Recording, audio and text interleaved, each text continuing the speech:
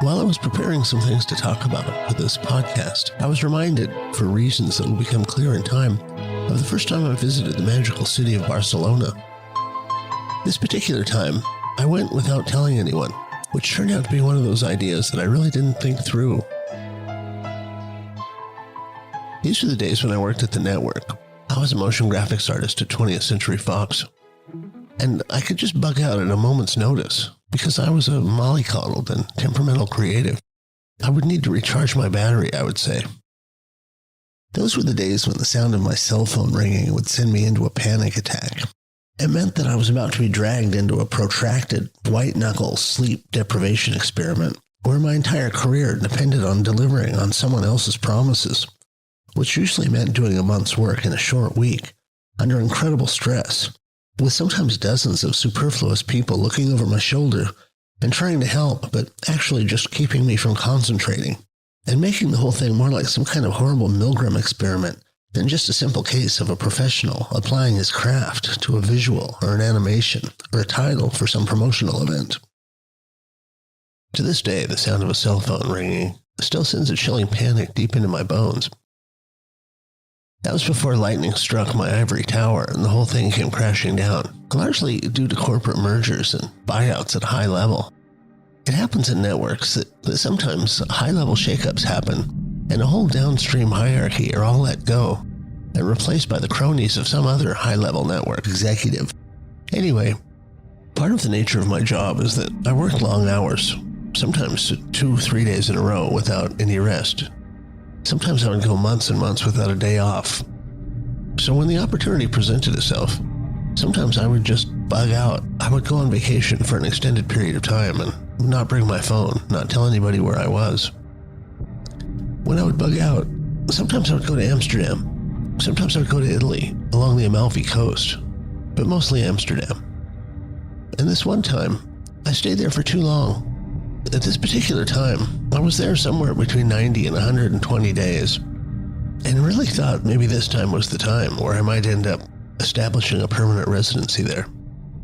But something like 30 days went by, and in this entire time the sun never came out, and I started getting a little buggy. I developed a powerful lust for sunshine, but unlike the Dutch, who didn't seem to mind, I had spent the better part of my life to that date in sunny Southern California, where you never had to go more than a couple of days without the sun shining down on you and making everything seem okay. I was not okay with cold, gray, overcast stretches of time where the sun would absolutely not show itself. On this particular occasion, the sun had not come out for about 30 consecutive days. And although up until that time I had no reason to even suspect this, it turns out that I start to really come unglued if I go too long without a bright, sunny day. As the unrelenting cold, gray, dismal days stretched on, I started getting more and more diffuse and depressed and sort of existentially off. So about day 30 of this unrelenting gray patch, it started feeling like someone was holding me underwater. I started to panic. I started to feel like I couldn't breathe. I started feeling my grip on sanity slipping away. I started feeling like an animal in a cage that was too small. Maybe my soul was dying. That's what it felt like. I woke up one morning and realized that I was going to have to take some sudden and drastic action, or something really bad was going to happen. There was some other mitigating circumstances that all converged to show me that the universe was intervening in my affairs, as it sometimes does. It was starting to look like the universe wanted me to move on. There'd always been something about Amsterdam in me. It was like a spider web that I was always a little too comfortable being caught in, or like the field of poppies that Dorothy and her entourage had to walk through. A delightful and at the same time insidious urge to just lay down and sleep, to forget about the cares and duties of the outside world, knowing full well that these are the kind of naps from which people often never awaken. But it feels so good and so right in the moment that it seems like an equitable trade-off. So here's how the universe slapped me back awake and impressed upon me that it was time to be moving on. Here are the circumstances that converged to usher me out of my comfortable cocoon and make it impossible for me to do anything but leave. For a period of time, it was somewhere between 90 and 120 days. Although at the time I wasn't paying attention to the passage of time, I'd been a guest at the Grand Hotel. It was in a beautiful part of Amsterdam, maybe the 9s for people who know the neighborhood, but close enough to the red light district that I could be there in a couple of minutes from my front door. It was a visit I made on a daily basis. At some other time, I may choose to regale listeners with stories about the nature of my visits to the red light district, almost none of which are age-appropriate, family-friendly, or suitable for workplace listening. One of the many things that fascinated me about the red light district was the many coffee shops where it was perfectly legal to walk in with your head held high and choose from a bewildering assortment of fine strains of the world's greatest cannabis. But not just that. At the time, and this is many years ago, well past the statute of limitations, like all the incriminating details that I might divulge about myself, at the time you could also visit a tall refrigerator display case with dozens of different species of magic mushrooms. I had developed a fondness for a particular and very exotic strain called Copelandia, which came from Hawaii. They were rated at about 10 times the strength of the Stropharia cubensis that I was most familiar with, the mushrooms of my homeland that were big, brownish, tan, robust things, about 5 to 7 inches long, a little thicker than a number 2 pencil. The Copelandias looked alien and sort of foreboding. They were pale and sometimes completely white, sort of vaguely translucent, and almost tiny in comparison, thin strands about the thickness of spaghetti. The tiny little caps on the top were about half the diameter of the flat part of a thumbtack. Curious thing that I noticed about the Copelandias was that the visions, or the visuals, the hallucinations that I had on them were almost always sort of tiki-themed. Like the art director behind them was the same intelligence that designed the interior decor of a tiki bar. Very tribal and Polynesian, with notes of those tribal tattoos that Hawaiians and the Maori of New Zealand sometimes sport. It had always been my experience of the Mexican Stropharia cubensis that a huge recurring visual theme that was imparted was decidedly Mayan or Aztec, the same visuals that Mayan shaman must have seen that inspired the Mesoamerican decorative and ornamental motifs seen on the ancient Mayan temples and jars and vases, blankets and sacred art, stair steps and saw patterns, recursive squares. So it eventually dawned on me as an artist and a graphic designer that in some sense the canonical archetypal art motifs of different cultures might well have been imparted by the different personalities or the voices of different intelligences of the psychedelic mushrooms on different continents. If this isn't the true voice of Gaia, I don't know what is. I know there are strains of psychedelic mushrooms in Asia. There's even a psychedelic honey in Burma. Maybe the bees eat the mushrooms and then they make the honey. There are some really beautiful and strong ones in Thailand and Indonesia. I would love to sample all of these and see if each one produced the artistic, ornamental patterns and motifs that were unique to each culture. The Thai and Cambodian temples are very unique, psychedelic, seeming to depict the world of ectoplasmic fire that Manly P. Hall calls the etheric realm, but also beautiful scrolling floral patterns. I would love to discover that the Thai mushrooms provide visions or visuals that inform those beautiful motifs that make the temples and sacred structures so uniquely breathtaking. But anyway, on this day, I bought a very large tray of Copelandias, and at some point before I left the shop, someone offered me something special, something rare for Amsterdam. Fresh peyote buttons. Not dried ones like you hear about most often, but fresh, fat, succulent, newly plucked peyote buttons right off the cactus. At the time, it struck me that it would be foolhardy to pass up such a rare opportunity. So I bought an amount that I was told was about 3 strong doses. In Amsterdam, when someone says something is strong, that usually means that stable, career trippers who've seen and done it all have judged it to be a challenge. So that descriptor is one that is best understood to be a massive understatement.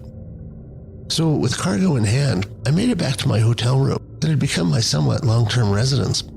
I had arrived with no particular schedule and no planned date of departure. The hotel started billing me in advance for 3 days at a time, which then became a week at a time. And with a phone call from downstairs once a week, I kept extending. At this point, I'd been at the Grand for about 90 days. No one seemed to be bothered by it, and it was really working for me. The place was magical, airy, and comfortable, and stylish. In a sort of Swiss minimalist way, I would engage in light-hearted casual flirting with the gorgeous girls who worked at the reception desk. And best of all, it was a fantastic atmosphere for tripping. So I got home, unpacked everything, laid out my supplies, and realized I had no idea what to do with the peyote buttons. I had no idea how to prepare them. I consulted the internet and found that the most common way, or at least the way that was within my means, was to make a tea out of the peyote buttons.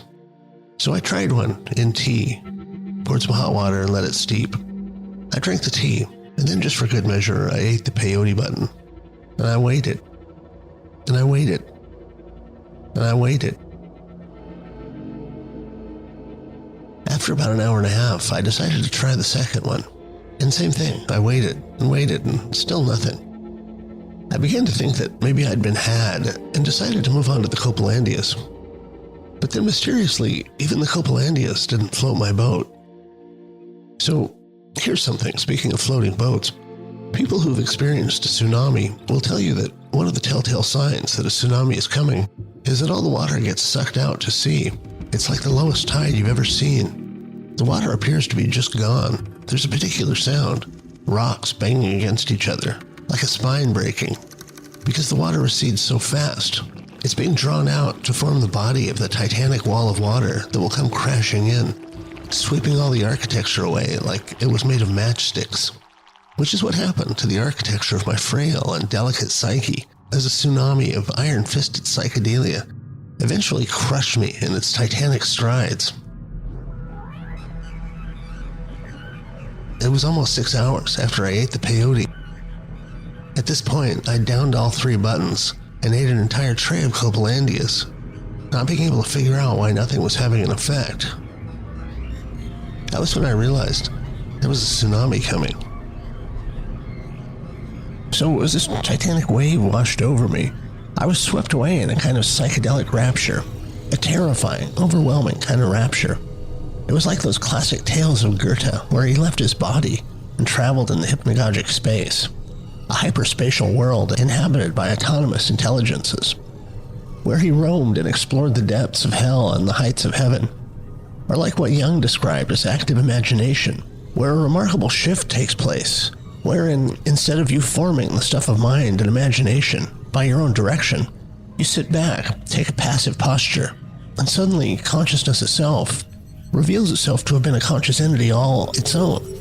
It starts telling you stories and showing you visions of fantastic worlds and amazing spaces, and introducing you to the mind-bending entities that live in its further reaches, completely autonomous, self-aware, like fish swimming in a vast ocean, living coexistent to you in the vast ocean of your mind, usually choosing to coexist from afar, but on this occasion, deciding to acknowledge and even interact with you, while you sit there with your jaw thrown open from amazement.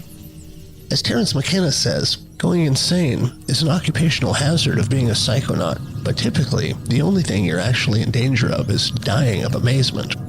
So it was with me. I was quickly totally oblivious to my actual surroundings, and was completely immersed in the most vivid, intense, intimate, wholly transported voyage I had yet experienced through a psychedelic catalyst. It was not just visuals, but I could hear the words and feel the emotions and thoughts of the many strange entities I encountered. I was out of my mind high for about 3 days straight, which is the longest trip I'd ever had up until that point. I'd experienced LSD trips that lasted up to 12 hours, about 8-hour mushroom trips, but never anything that lasted 3 days. Never anything that was so unbelievably intense, overwhelming, immersive. I remember at one point being so disoriented, so off the hook, and so terrified by the Lovecraftian world beyond my hotel room door, that when I heard housekeeping walk by, or maybe even ignoring the do not disturb sign on the door and knocking, I had hidden myself behind the long velvet drapes beside the window and stayed cocooned there until the knocking stopped and the maid left. I was absolutely not equipped for even a basic interaction with the outside world, and could not imagine what kind of multi-headed, thousand-eyed monster would lunge out at me from the other side of the door. It was during those 3 days that I went to heaven, or more specifically, I passed through a series of ascending registers, many of which absolutely correspond to various cultures' depiction of heaven, including a great hunting lodge in Valhalla. Here's how that happened. As I started getting more comfortable in the space, I remembered to deploy an experiment that I had planned for this rare opportunity in psychedelic hyperspace, a form of yoga that was presented to me with the name Nadi Yoga. I'm a firm believer in planning for a trip, and like Edgar Mitchell in space, planning certain experiments that one can perform under the unique conditions that a trip provides. For people who don't know, the astronaut Edgar Mitchell performed a number of unauthorized tests that involved psychic ability and other noetic properties of mind that he wondered might be enabled in the unique environment of outer space. So, taking inspiration from Edgar, and of course being a rabid fan of Terence McKenna and his protocols for interacting with DMT elves and other hyperspatial entities that one might encounter while tripping, one of the operations that I wanted to perform was a yogic technique that I had locked and loaded, specifically to deploy during my trip in the extreme conditions which had made it a wall-to-wall powerful and immersive experience, more real and more vivid than any waking moment I'd yet experienced. The experiment was a yogic activity. I think it was presented to me with the name Nadi Yoga.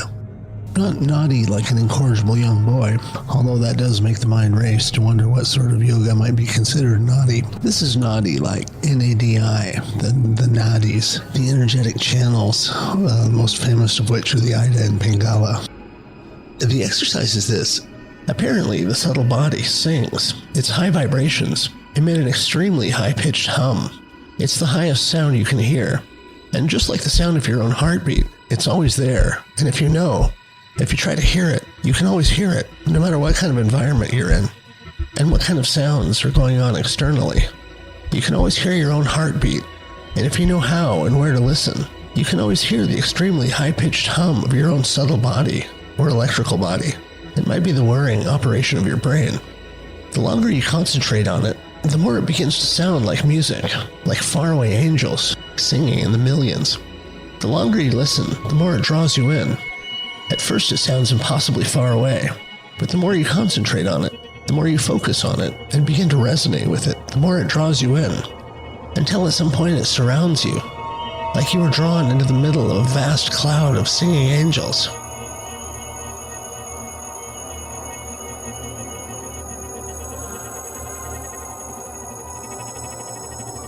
The point of the exercise is that on some register, your own existential vibrational rate begins to rise into resonance with the incredibly high vibrational rate of this inner sound.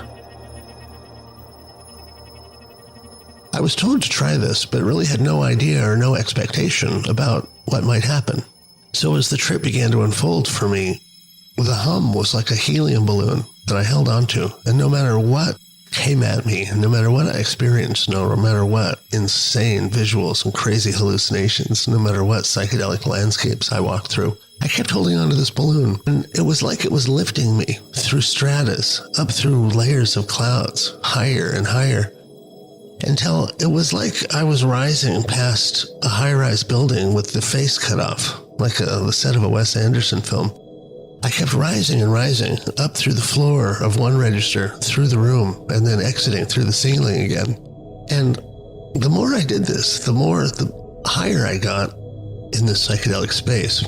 The more the spaces that went by began to resemble these places that absolutely corresponded, as I say, to various cultural descriptions of heaven.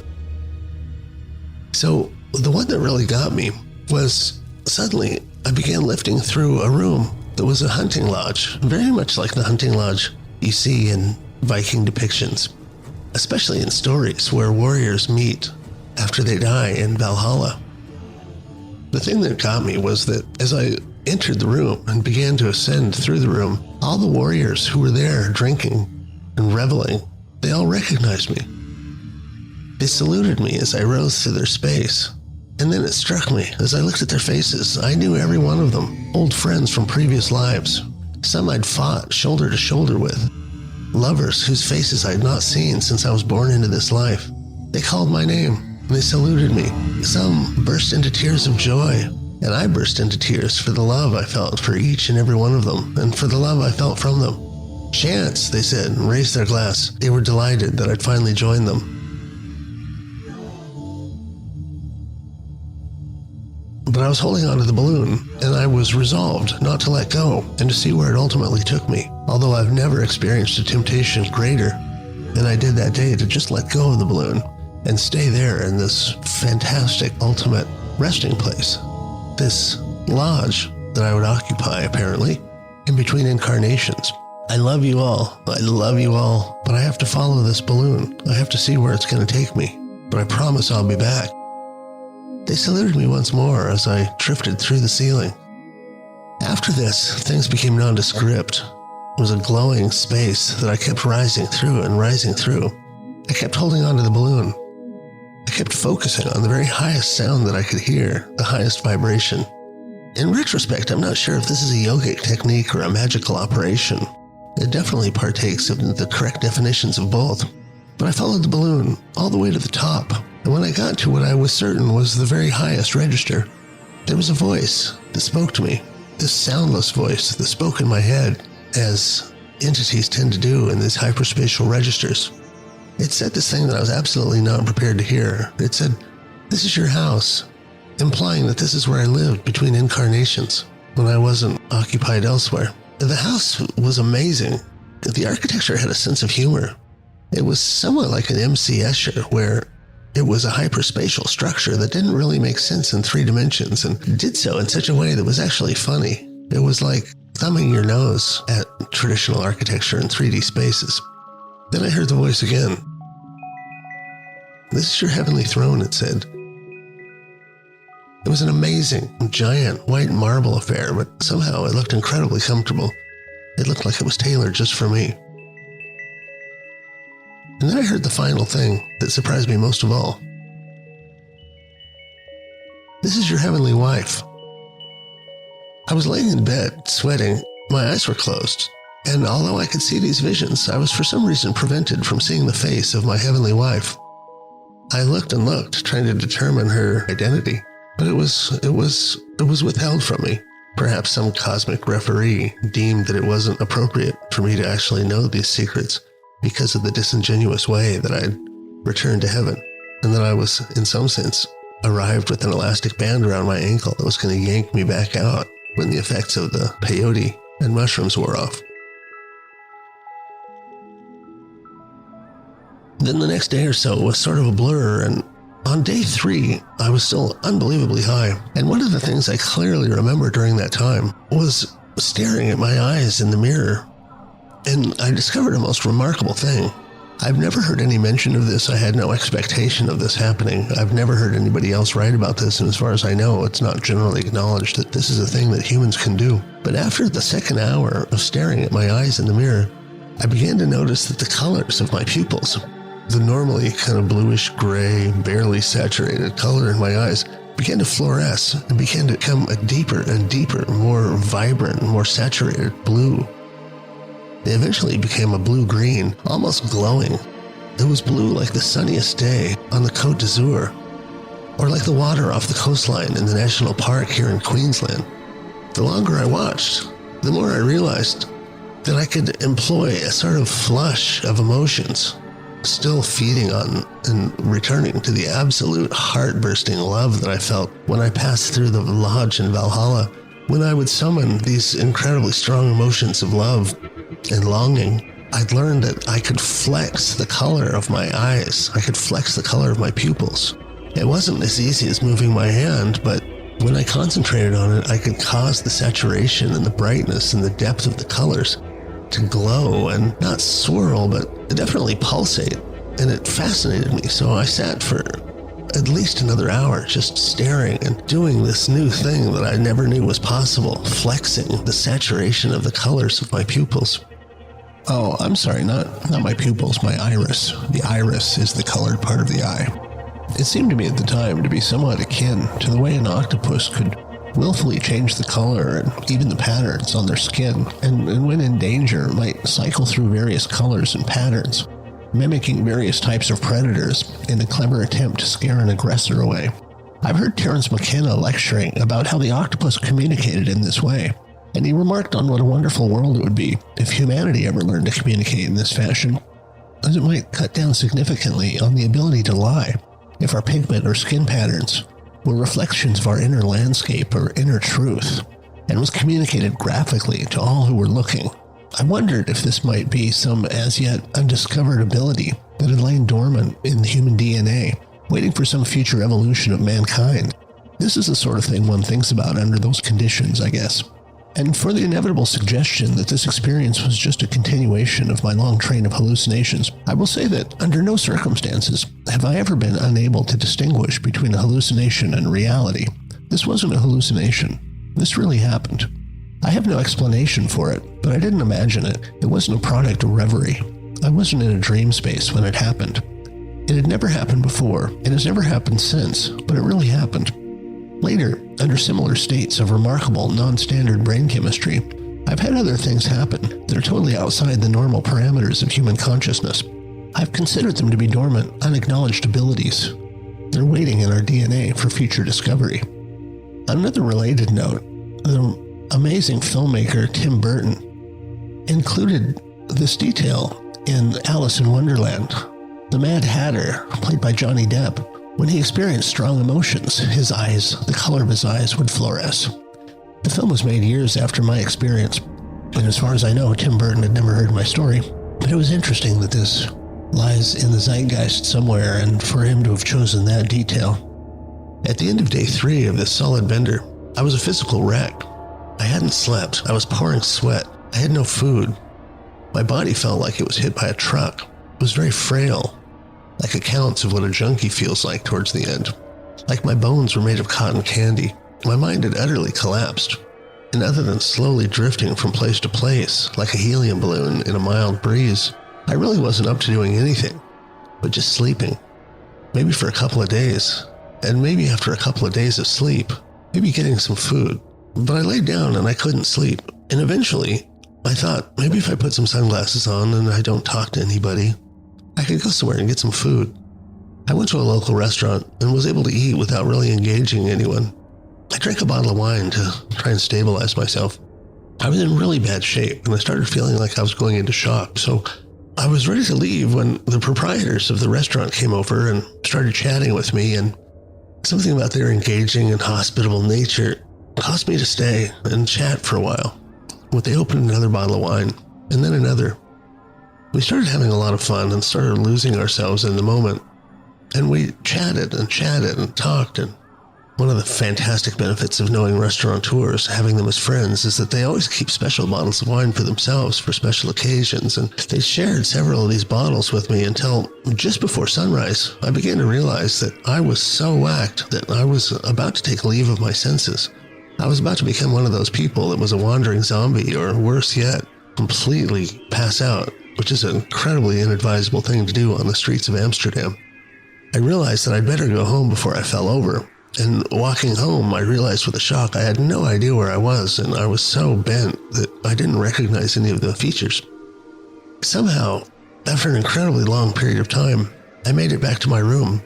And now, having gone almost 4 days without sleep or any kind of rest, without the ability to collect myself, I finally made it back to my room. It was my refuge, and just as I was collapsing, the sun was coming up, and as I landed on the bed, the phone started ringing. Nothing good happens from a phone call at sunrise, but I picked up the phone, and I heard a voice on the other side say, "Mr. Gardner, we will be needing your room today. Checkout is 8 a.m. This hit me like a punch in the face. I was metaphysically tired and genuinely thought that I would die if I didn't go to sleep. "Can I re-up?" I said. "I'd like to extend my stay for another 7 days. "We're sorry, but that is impossible. The hotel is fully booked. The convention is in town for the week, and we're fully booked for the foreseeable future." It started to rain outside. I got up and I got dressed. A pounding headache started. I left the hotel with nowhere to go, abruptly transitioning from my magical luxury suite to being homeless in Amsterdam, which is not an uncommon fate, but not in any way a pleasant or desirable one. I walked through the pouring rain with my rolling luggage in tow behind me like an idiot, from one hotel to another, only to find that the convention was so big that there was not a single room to be had anywhere in town. Trying to gather my thoughts and still trying to wake up, shake some sense into my head, Still waiting for some catalyzing event to jumpstart my traumatized and inoperative brain, I saw a small, dusty bookstore with an open door. Mostly to get out of the rain, I walked in. It was cramped, and all my luggage made it very hard to move through the narrow aisles between the tall stacks of musty and dusty books. I love the smell of old bookstores. It's a one-of-a-kind smell of ageless literature. I started to feel a little better. I had the place to myself and started looking for something to read. Maybe some escapism was exactly what was called for. Then I noticed that all the books were in Dutch. I was like Burgess Meredith in that Twilight Zone where the bookworm steps out of time, or the world ends or something, and he has nothing but time to finally catch up on his true passion, reading. As he's rejoicing, his glasses fall off his nose and fall to the floor where they shatter in a million pieces. It was one of those moments for me. How perfectly in keeping with the tone of the day so far, I thought. At that point, a single book dramatically jumped off the shelf at me. A singular English book in an otherwise Dutch bookstore. A local shop for locals. A New View Over Atlantis was the title of the book. The author was John Michel. It was an amazing and life-changing book that would become my new best friend for the weeks and even years to come. Because of that moment and because of that book, which was also very musty and worn and used, a chain of events were laid down in my future that resulted in me 3 or 4 years later going to London to stay with John Michel, the remarkable genius, Fortean, esoteric authority, a decadent English aristocrat. As it turned out, he was a longtime friend and mentor to a young John Anthony West during John's formative years. John Michel was also a lifelong friend of the amazing scientist Rupert Sheldrake, who I would also end up meeting at Esalen, and then 4 or 5 years later would visit him at his home in Hampstead Heath in London, about 1 month before the quarantines shut the world down and brought the wheels of commerce, travel, democracy, and individual liberties to a grinding halt. So I bought the book, and I sat there till the rain stopped. John Michel's casually elegant, stylish writing, his titanic and sophisticated intellect transported me away, and I was instantly lost, carried away in that special way that only a great book can do. When I looked up next, it had stopped raining. The little back alley that the bookstore was hiding in was like one of those magically quaint alleys from a Harry Potter movie, and suddenly I saw for the first time, out the window to the other side of the narrow alley, just a few feet away, a shop I hadn't noticed before.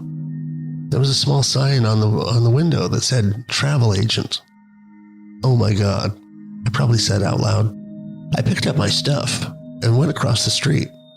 I walked in and asked the agent, "Where's the sun shining right now?" In a few moments, I was holding a one-way rail ticket to Barcelona. I had a couple of hours to kill before my train left, so like Hunter S. Thompson preparing for his trip to Las Vegas, I reported to the nearest coffee shop to procure as much hash as I could hold in my ample jacket pockets. I think I had 2 big exterior pockets and 1 deep pocket inside the breast of the coat. I also got as much Dutch White Widow as they would sell me. At the time, I was having an absolute love affair with White Widow and considered the possibility that I might not be returning to Amsterdam for the foreseeable future. I should point out at this juncture that this took place more than 20 years ago, in a totally different world, before the events of 9/11 created a security, theater, Orwellian nightmare that forever killed one's ability to travel anonymously, discreetly, with a shred of dignity and personal sovereignty or privacy of one's personal space.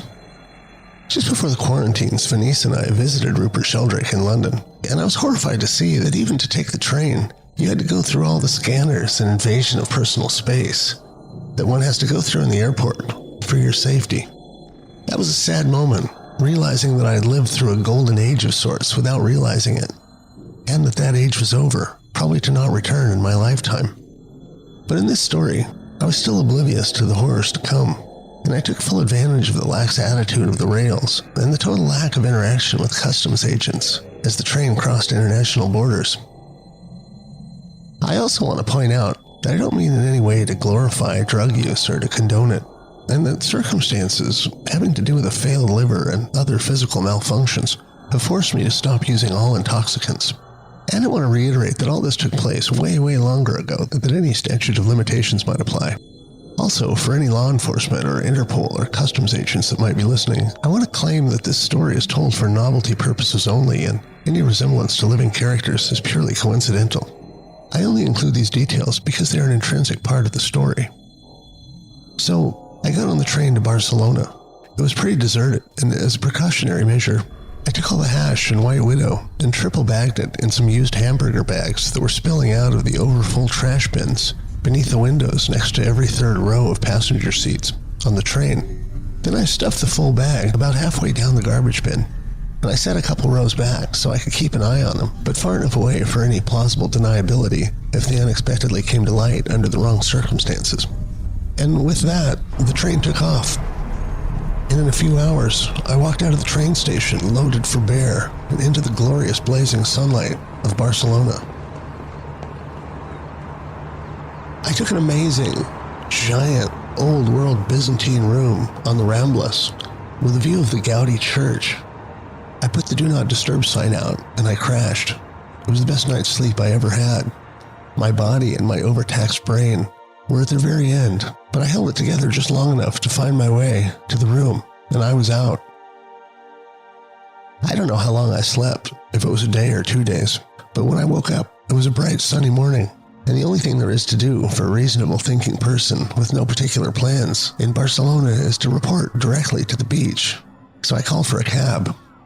A taxi showed up, and the gentleman driver was roughly twice my age. He was a Spaniard. I was still pretty hungover, or whatever the word is for what I'd just been through in Amsterdam, and I didn't hold high prospects for this being a chatty, amiable drive. I imagined that this might be one of those taxi rides where the driver is a stoic or a man of few words, where we just sit in silence till it's time for me to get out, which is about all I had the bandwidth for anyway. He said a couple of pleasantries in Spanish and figured out that I didn't speak Spanish, at least not enough to hold a conversation. But he asked me a few small-talky things, and then asked me why I was in Barcelona. I said I was on sabbatical, which was easier than explaining that I was having a protracted nervous breakdown and was wandering the earth aimlessly, waiting for something to relight my pilot light. He asked me what I did for a living, and I told him I was an artist, because I couldn't imagine that he would understand what a graphic designer or a motion graphics designer or a 3D animator was. His English was fairly limited. He stuck to the basics, but when I told him I was an artist, he lit up, and he asked me if I knew of the Spanish master painter Salvador Dali. Of all the painters in the world, there's exactly one painter that I appreciate enough to become animated about, and it was Salvador Dali, the surrealist master, patron of the strange and eccentric artist. Dali was a shining example, in my opinion, of how it was the duty of the true artist to make one's life, including all the little moments, into a piece of performance art. I told him that I was wholly in love with and eternally fascinated by and inspired by Dali, and things took off like a rocket. He told me the story of where Dali had grown up, in a village near the one that the taxi driver had grown up in. He told me some other stories about Salvador Dali. I returned the favor by telling him a slightly longer story that went something like this. My business partner and benefactor at the time, the person who brought me into the ivory tower of the 20th Century Fox new executive building and the production hub where the on-air promo teams worked, was a gentleman named Jim Cahill. Cahill grew up in Chicago and became a DJ of some renown. He was coincidentally childhood friends with one Vince Furnier, who would later become the internationally iconic shock rock rocker known to the world as Alice Cooper. Cahill at some point jumped from being a radio DJ to joining Shep Gordon, the infamous rock and roll agent, promoter, and mogul, who managed Alice Cooper, as well as the Eagles and a few other pinnacle apex rock stars of the day. Cahill was already close to Alice Cooper and became his advance and roadman. He would show up in cities a week before Alice's tour reached the city and would give various forms of payola to the DJs as a bribe of sorts to get them to play a lot of Alice Cooper songs and to heavily promote the show to maximize ticket sales when the tour arrived in each town. He told me his nickname on the road was Jim Where's the Coffee Cahill. Where's the Coffee was code for Who has the Coke? Cahill would travel with a briefcase brimming with the highest caliber coke that he would use as part of the bribing of DJs and for all sorts of other occasions that one might find themselves in on the road as part of a rock and roll tour. Lots of stories there. But a decade later, he was older and working as a network liaison between our production and graphics team and the upper echelon of network executives at 20th Century Fox. He had an office in the new executive building, while I vastly preferred to work off the lot because I could never concentrate or get anything done on the lot. I was too much of a fanboy, and all the time I would see Matt Groening walk by, or I would see Greg Daniels, or Mike Judge, or some other incredibly genetically congenitally hilarious comedic geniuses that were staff writers for some of my favorite TV shows, and I would often stalk them, just following them around and watching them, listening to the hilarious things they would say as they made their rounds. Plus, at any given time on the Fox lot, a new version of Star Wars might be screening to test a partial cut. Or when there was absolutely nothing going on, I would just wander around the giant sets, the fake facades of 1920s New York, or some World War II city block, or the fake island where Gilligan's Island was shot, or whatever. I don't think Gilligan's Island was actually there. I think that was on the Paramount lot. But I just loved being on the lot, and I wasn't at all jaded like a lot of the other people on the lot, so I was always distracted by how awesome it was. But anyway, Hegel and I spent untold hours working on promotional campaigns and graphics packages and perpetually designing new iterations of the Fox TV logos and whatever else came down the pike. Plus, we partied together on many nights where there was something to celebrate, and many nights when there was nothing to celebrate. And over the years, I'd heard millions of stories about things that he and Alice would get up to on Alice's tours. One of my favorite stories about Alice was the period of time when he developed a total bromance with Salvador Dali, and the two would hang out for weeks on end, going on these extended sprees of bizarre hedonistic excess. Alice didn't speak Spanish, and Salvador didn't speak English, but somehow that didn't bother either of them, as each of them fed off the strangeness and reckless abandon of the other. Both were surrealists in their own way. Both were very much performance artists, in addition to their respective core artistic form of expression. For a lot of this time, Salvador, for reasons that he never actually explained, carried around with him a huge, bright red lobster. It was his ever-present companion. I would imagine it was dead, or a life-size replica of a lobster. Otherwise, it would be pinching him and cutting off his fingers with its scissor-like tail. I don't know if you've ever tried to pick up a live lobster, but they were specifically designed to discourage anyone from wanting to pick them up. But he would wield it and wave it in people's faces for no apparent reason. There are still photos of him with the lobster, and you have to give it to him. It looked great on film, and made whoever was carrying it look 10 times more surreal than they would have without it. Alice loved that. When I got interested in shooting stereoscopic 3D films later in my life, I stumbled across a series of 3D stereoscopic photos that Salvador had taken of Alice. That kind of 3D that you needed glasses to see. There were two images side by side, offset in their perspective to give the parallax effect that allowed the viewer to see the photo in 3D. Kind of like the old Viewmaster 3D photographs from the old days. Not kind of like, exactly like. Anyway, I told the taxi driver some of the many stories of Salvador that I knew from Cahill's stories about this period. The driver seemed to hugely appreciate these stories because they were not in common circulation, and as a social currency, they were not all worn out. He told me a story about how not long ago, Salvador was visiting Barcelona, and for some reason he was traveling with a giant, majestic white stallion.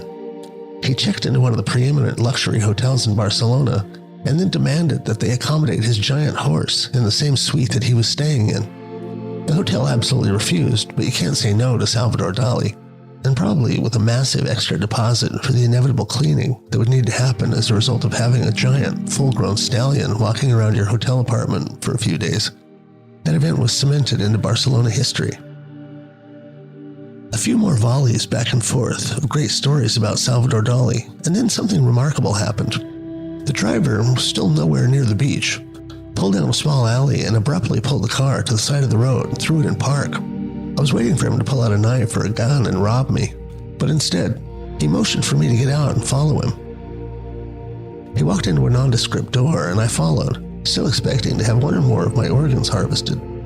Inside was one of the coolest small locals bars I'd ever seen. The already low ceilings were adorned with hanging meats and pickled octopi, which was a surrealist sight all by itself, because it took me a minute to register that they were hanging not for shock value or for some kind of postmodernist decor, but they were hanging along with cuts of prosciutto and fine Spanish jamon to cure in the cool, dank, shadowy cellar. There was a small bar with lots of great vintage Spanish wines. The driver took the rest of the day off and insisted that I spend the rest of the day with him, just hanging out and trading Salvador Dali stories. The rest of the day was a blur, and before I knew it, without having a clear idea of how I got back to my room, I woke up the next morning in my hotel room. I was alone. My wallet was there, and my organs were all accounted for, so I took that as a win. I still hadn't been to the beach, so I tried again. and this time I actually made it. With a life-threatening hangover from the many bottles of wine from the day before, and still reeling from the experiences of the previous week, I was equipped to do nothing but just lie there and watch the waves, soak up the rays that I'd been pining for about the last 3 months.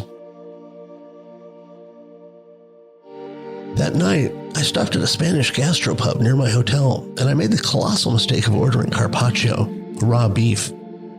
Any seasoned traveler will tell you never order anything raw or even rare when you're traveling, because the best way to get food poisoning was to do just that. And of course, by the end of the night, I was violently vomiting and shaking and sweating from the worst food poisoning I'd ever experienced. It wasn't ptomaine or the usual kind of poisoning. Being a devout bachelor up until that time, I was accustomed to poisoning myself from various means, leaving chicken out too long or by visiting the wrong Mexican restaurant in LA. This was botulism, the really deadly, horrible kind of poisoning that people regularly die from. At about day 3, totally exhausted from continual retching, absolutely dehydrated from throwing up over and over again, feeling like my ribs had broken at some point from the compressions, I realized I couldn't get up off the floor. I was totally prone on the fine, polished marble floor because it was cool. There was no air conditioning in the room, so that cool marble probably saved my life. But with the realization that I was too weak to get up off the floor, and realizing that I didn't have the strength to lift myself up to the phone, not that I could have used the phone anyway, European phones are still a complete mystery to me. I have no idea how people get them to work, plus I don't really speak Spanish, and I don't know anyone's phone numbers anyway. It was then I realized I hadn't told anyone about my travel plans, not to Amsterdam, and certainly not that I would decide on a dime to go to Barcelona. So I guessed that they would eventually find my body, and in about a year, the news would get back to my loved ones and coworkers that I'd been found dead on the floor of a hotel in Barcelona. Somehow, on day 4, I was able to lift myself up to pick up the phone. Ironically, in this hotel, the staff absolutely respected the do not disturb sign, and I almost died from that degree of respect. I don't remember how, but somehow the woman at the front desk was able to connect me with one of my dirtbag surfer friends in San Diego, whose phone number was in my head. I gave him a credit card number, and he was happy to buy a ticket, come and rescue me. He arrived in about 48 hours, picked me up off the ground, cleaned all the sick off of me, got me liquids and revived me, and generally helped me recover by running interference, food, and dealing with various things that I was too weak and broken to accomplish by myself. We spent the next few days on the beach till I was back to full operational condition, at which point another chapter began that involved a travel to Stonehenge, which is a story for another time. But I never forgot that special day with the taxi driver, and it keeps a light in my heart to know that no matter how lowbrow and ugly and indifferent to beauty most of the world is, there was still this place where art was revered and where artists were revered. Salvador Dali said that the reason Spain produced more artists of note than any other place was because of an absolutely unique combination of light and color. He said Russia has its authors, but no great painters.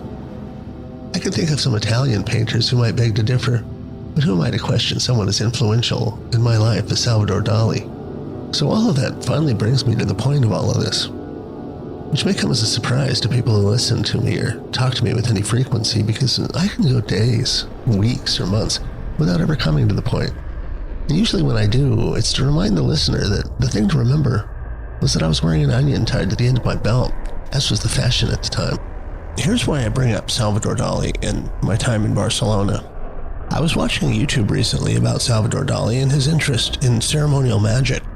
As I watched it, I realized that my patron Saint Salvador had just handed me a key, a missing piece to my own struggle to put into words some of the most important and least tangible points about the relationship of art and esotericism, or art and spirituality if you prefer. He said, learn to paint and draw like the old masters, and then you can do whatever you want, and people will respect you. Modern art has lost something, its primary purpose, as it was seen and demonstrated by the ancients. His exact quote is this: "Today, the love of the defective is such that genius is recognized only in defects, and especially in ugliness. The moment a Venus resembles a toad, the contemporary pseudo-aesthete will exclaim, 'It's powerful, it's human.' Certain it is that Raphael-esque perfections would pass totally unperceived before their eyes. Ingres yearned to paint like Raphael, and only painted like Ingres. Raphael yearned to paint like the ancients and exceeded them. When visiting a modern art exhibit in Paris, Dali exclaimed that the most impressive painting in the exhibit was the door through which the audience entered into the gallery, and then that the painter who painted the door was capable of painting any of the paintings on display, but the painters featured were not capable of painting the door. Dali felt that contemporary art had gotten lazy, and some ancient wisdom had been lost. That wisdom necessitated and inspired the expenditure of effort. He talked about the mystery of patina and how certain classic works of art got more beautiful with age. This is the only fair and truthful marker of quality. When the hype has faded away, when the styles and fashions have shifted to future trends and novelties, which works of old remain and continue to get more valuable and more beautiful each year, and which works will become passé, or worse, forgotten entirely. Modern art, in most cases, has abandoned any pretense at beauty in the classical sense. And masterful technique, it's become an exercise in marketing, using shock, subversion, and an inversion of tropes, which are tropes in themselves, to chase a market. I've heard it said recently that art has become nothing more than a massive money laundering scheme. Dali maintained that the greatest painters came from Spain, or at the very least, a Mediterranean country. He remarked that Russia, with its many genius mathematicians, philosophers, poets, composers, has never had a great painter. This he attributes to the colors and the scenes and the views and the beauty one is exposed to in his life. I've heard other painters say that the quality of light differs radically, depending on where on the globe a painter might be. This is why Matisse moved to Tahiti, as he said there was a particular purple-red sunset property to the golden hour there that was not present anywhere else.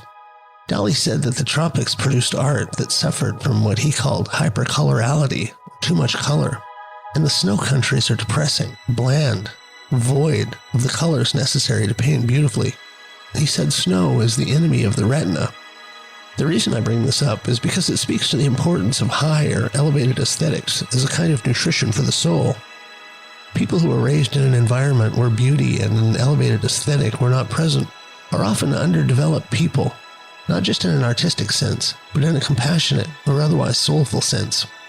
This is why visits to museums, out in nature or gardens, or the beach, or other places where natural beauty abounds, are essential for the development of the soul, which is also the nature and point of esotericism. This is the essence of what I tried to frame and bring to the forefront in the Magical Egypt series. It's not about the art or the architecture per se, although each is a masterclass of technique and physical execution.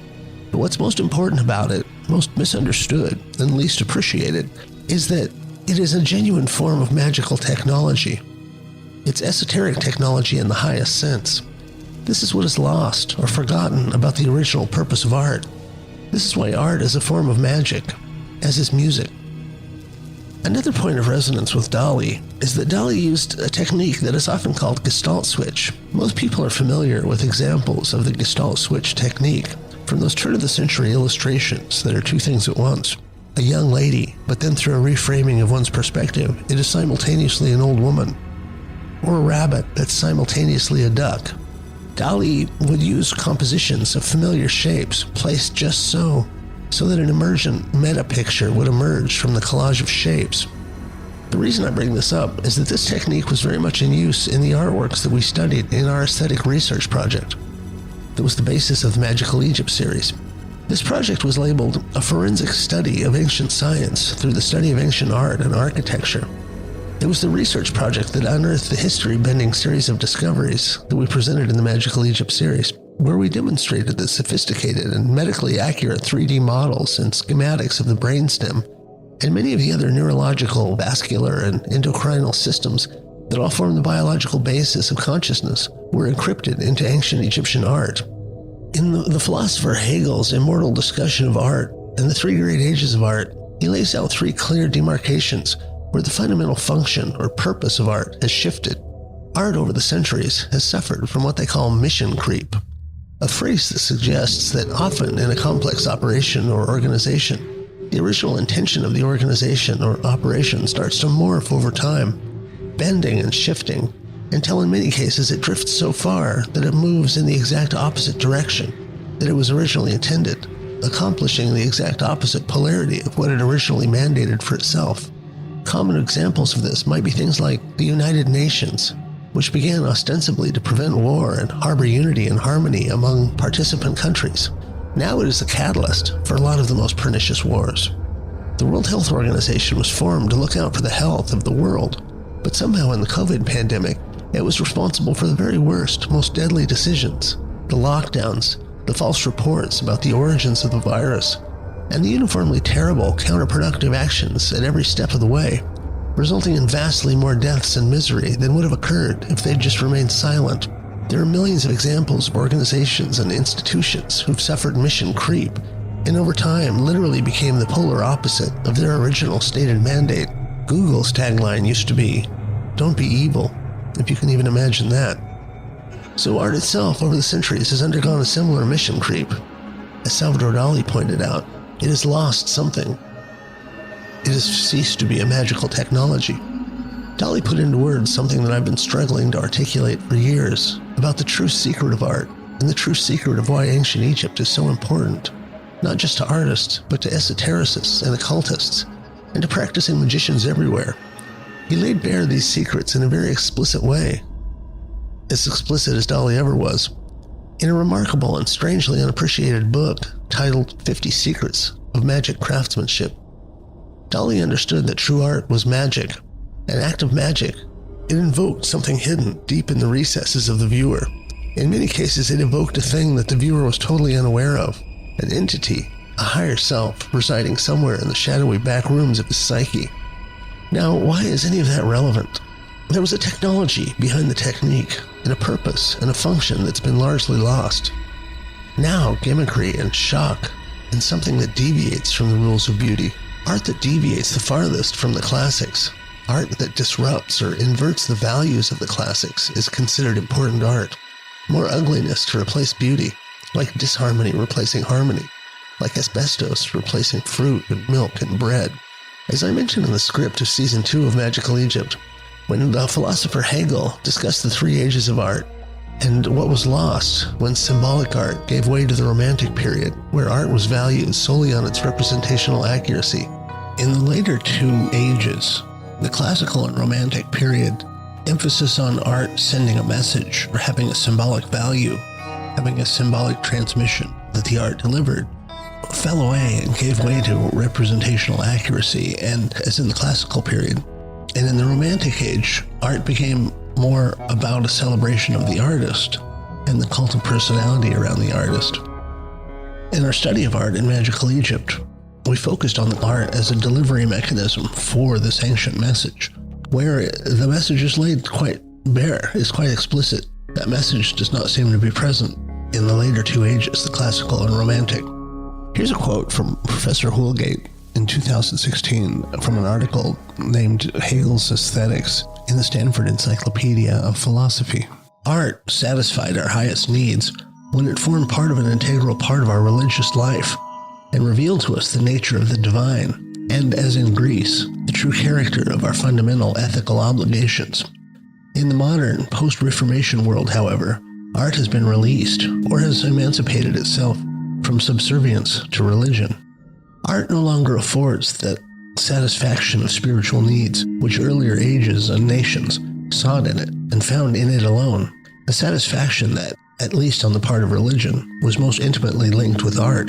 The beautiful days of Greek art, like the golden age of later Middle Ages, are gone.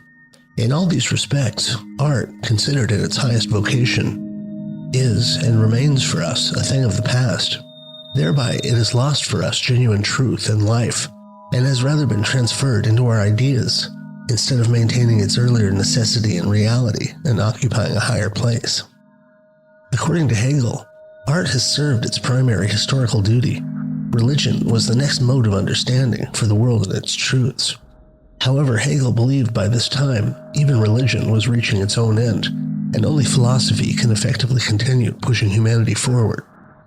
In the original function and purpose and role of art, art was put to its highest purpose through a union with science. Art was used as the delivery vector for the most important accumulated wisdom the culture was in possession of. Art was didactic.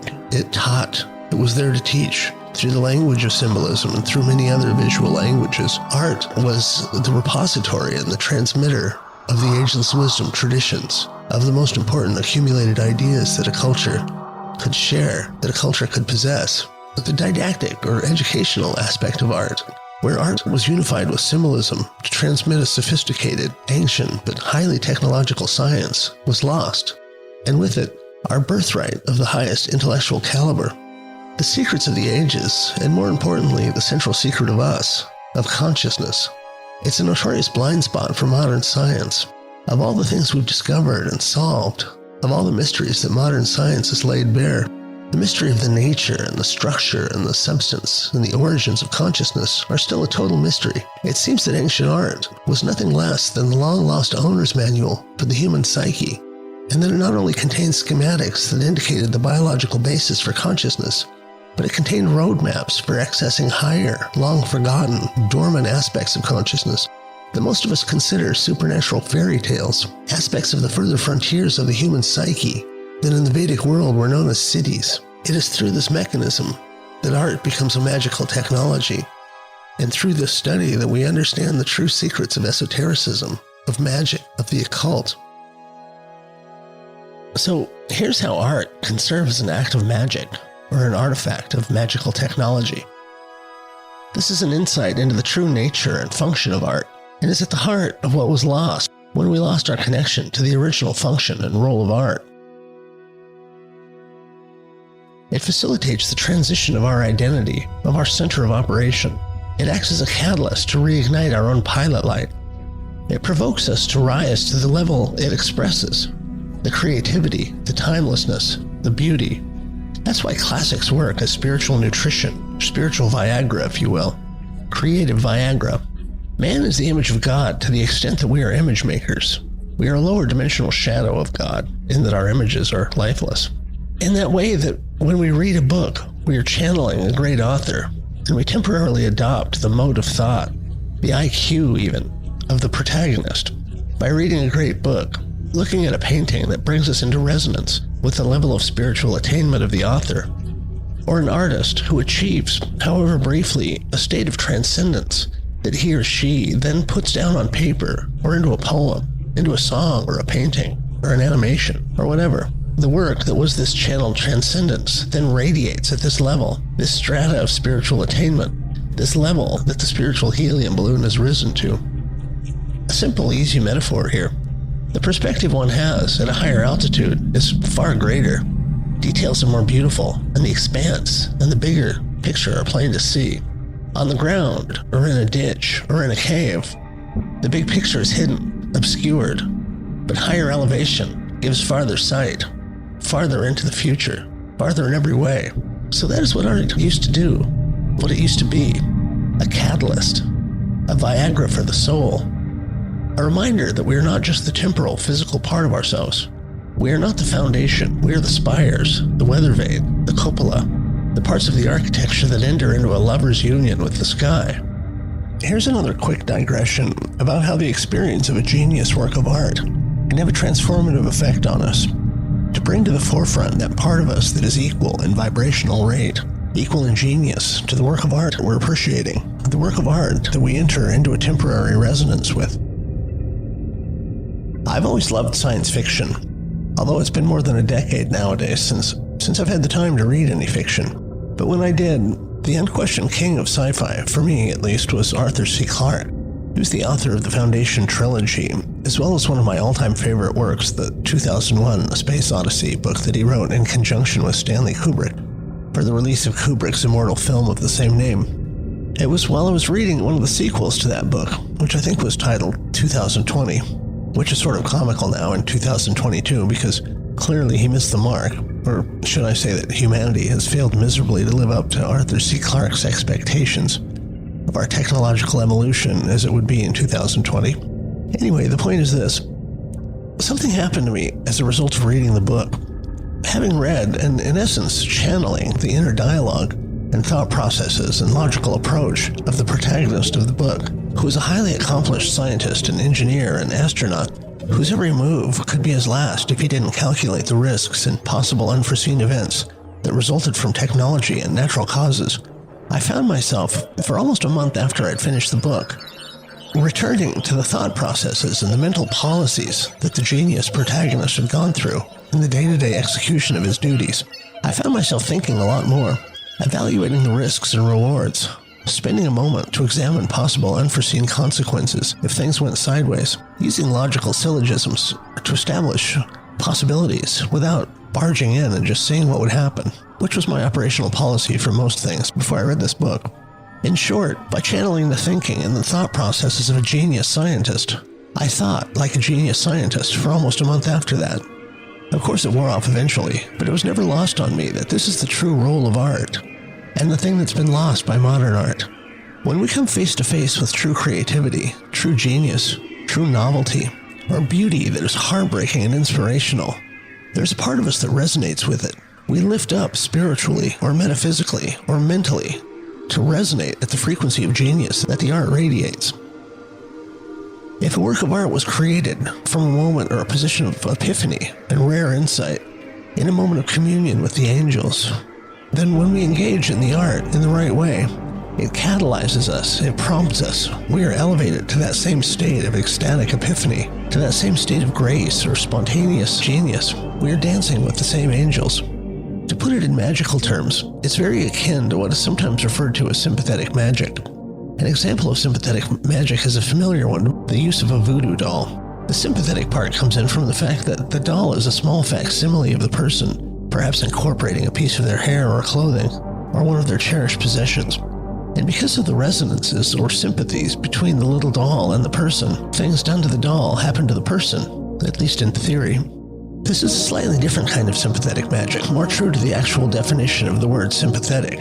The tendency of two systems to fall into sync when exposed to one another for the right amount of time.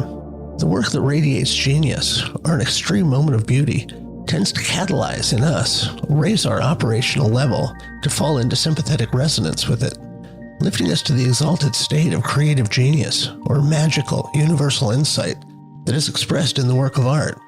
To use another metaphor, or another aspect of magical technology, it acts as a kind of invocation ceremony, conjuring of sorts, bringing to life the part of us, the daemon, the demiurge, the angel, the sleeping genius that lies, in some cases hiding, in some cases hibernating, or comatose, or even presumed dead, but is called forth, lifted up with the lion's grip, to come forward and resonate with the caliber or frequency of genius that the art is radiating. Even common people are elevated and in many cases experience a huge uptick in their own creativity, inspiration, epiphany. They even experience unexpected flashes of genius after being exposed to brilliant creative works. So this is why ancient Egypt has such a dramatic effect on some people. There's a genius on display, an abnormal, anomalous degree of intelligence, of genius, of insight, and a sympathetic vibration with some of the deepest mysteries of the universe. Not only is it highly probable that we recognize and remember this artwork or these temples from previous incarnations, but it's also the case that the art is doing exactly what it was designed to do, to elevate our own mental and psycho-spiritual processes to such a place that we are suitable students, suitable vessels for the profoundly deep and penetrating secrets of the universe and the origins of universal consciousness which lie at the center of the mysteries and are the central secrets of the ancient wisdom traditions. On some deep, perhaps subconscious level, some people can feel the power of these expressions of art and the awesome elevated frequency that they radiate on, and can feel their own higher aspects awaken and lift up, or evolve to a posture and a resonant frequency, so that communing with the art, the statuary, and the architecture on display in the ruins and in the museums acts as a catalyst for our own rapid psycho-spiritual evolution or unfurlment, or however you want to put it. Art and architecture, in their original conception, when used in their original context, for the original purpose, served as a delivery vector for a kind of information that in some ways could not be transmitted by simple language alone. It spoke to the hemisphere of the brain that does not deal with language, but in understandings, the hemisphere that speaks in music, that creates and governs associations, the hemisphere that takes facts and bits of knowledge and turns them into wisdom by assigning them each a place on the great three-dimensional shoe tree of meaning, or as it's sometimes called, the map of meaning, or the 3D synaptic structure of our own personal cosmological model. Art in the ancient world, art from Hegel's first age of art, was united with the ancient, ageless science, and their union formed a powerful mode of communication that could speak directly to the part of the psyche that deals in symbols and associations, the part that creates understanding, the part that turns a pedantic collector of random facts into a wise man or a genius. It was the repository for the most valued and cherished understandings, the tentpoles of the highest science held by the ancients. When it is asked, and it is asked often by thinking people, how could they have been so smart? This is the reason. The ancients used the primal power of aesthetics, of beauty itself, of art and symbolism in which it speaks, to communicate the most profound message, the most important things we can know, in a language that's not bound by time or region, a translingual mode of communication that imparts understanding rather than dogma. It speaks to the timeless part of us, to the immortal part of us, reminding us that there is in fact a timeless aspect to us, beneath the temporal mortal part that we most normally identify with. And in fact, the seed and the whole of esotericism, of hermeticism, of occult study, of magical operation, is to shift our identity out of an identification with the temporal, mortal, mechanical, flesh-bound vehicle to the timeless, immaterial, immortal aspect of ourselves. They are both there, and like the old Indian fable about the good wolf and the bad wolf, you might ask, which one will live? The answer is the same. The one that you feed. We have a span of a lifetime to awaken.